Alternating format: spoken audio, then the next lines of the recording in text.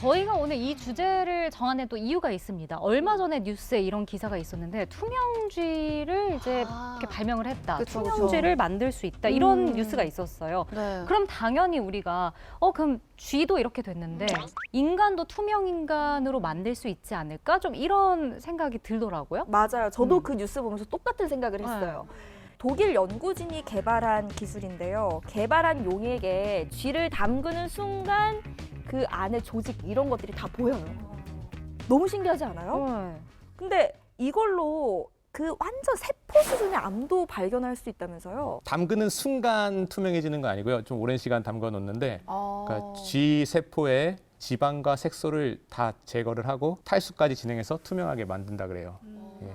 근데 이제 많은 사람들이 오해하는 게 그 쥐를 투명하게 만드는 거는 사실 벌써 5년 전에 개발한 기술이고요. 그러니까 이번 발표의 핵심은 사실 스캐닝 기술입니다. 쥐를 투명하게 만들고 그 쥐를 투명하게 만든 그 내부에 원하는 조직을 이제 염색을 해서 그거를 3D 영상으로 스캐닝해서 보는 그 기술이 사실 핵심이거든요. 그러니까 기존에 우리가 생물 내부를 본다고 했을 때는 MRI 같은 걸로 촬영을 했는데 MRI 같은 거는 좀 큰 종양 세포만 볼 수 있어요. 이 스캐닝 기술은 되게 작은 세포 단위 종양까지 볼 수가 있고 우리가 흔히 알고 있는 신경계, 림프계, 소화기관까지 정말 자세하게 볼 수 있더라고요. 동물에 일단 실험을 했다는 건 언젠간 인간한테 적용하려고 실험을 한 거잖아요. 인간한테 그럼 적용시키면 뭐 질병 같은 걸 치료하기 위해서 그런 건가요? 아마 살아있는 인간한테는 적용하기 좀 어려울 것 같고요. 그러니까 만약에 이제 죽은 인간한테 적용을 한다 그러면 우리가 이제 그 사후 분석을 통해서 이 암이 어떻게 시작되고 전이 되고 뭐 그런 질병 관계에 대해서 우리가 좀 더 연구를 더 정확히 할 수 있겠죠. 투명화를 시켰잖아요.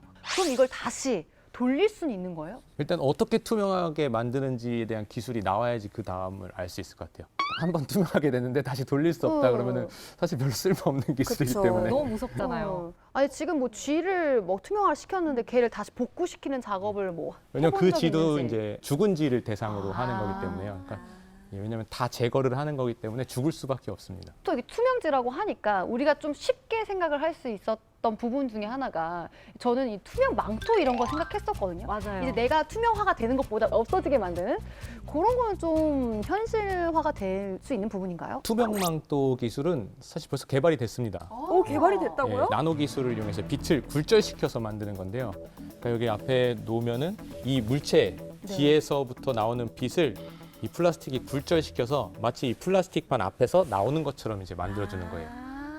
그러면 그렇게 어려운 기술이 아니네요? 그게 쉬운 기술은 아니죠. 빛을 그렇게 우리가 왜냐면 우리가 알고 있는 기존의 물질들 중에는 빛을 그렇게 굴절하는 물질이 없습니다. 근데 이제 그런 나노 기술을 이용해서 인위적으로 그렇게 굴절하게 만드는 거죠. 블랙홀 주변에 동그랗게 이제 고리 같은 불빛이 나오잖아요. 네. 그 불빛의 일부는 블랙홀 뒤에서 온 빛이에요. 그러니까 원래대로라면 우리가 그 빛을 볼 수가 없는데 블랙홀이 그 강한 중력으로 그 빛을 굴절시켜서 우리가 보는 거거든요. 그거랑 이제 비슷한 원리라고 볼 수 있는데 그 굴절을 그런 강한 중력으로 만드는 게 아니라 나노 기술을 이용해서 인위적으로 만들었다. 원리 자체는 저희가 생각했던 것보다 엄청 막 복잡하거나 예, 맞아요. 원리는 그냥 빛의 굴절인데 네네. 그걸 만드는 게 이제 쉽지 어려운 않았던 거죠.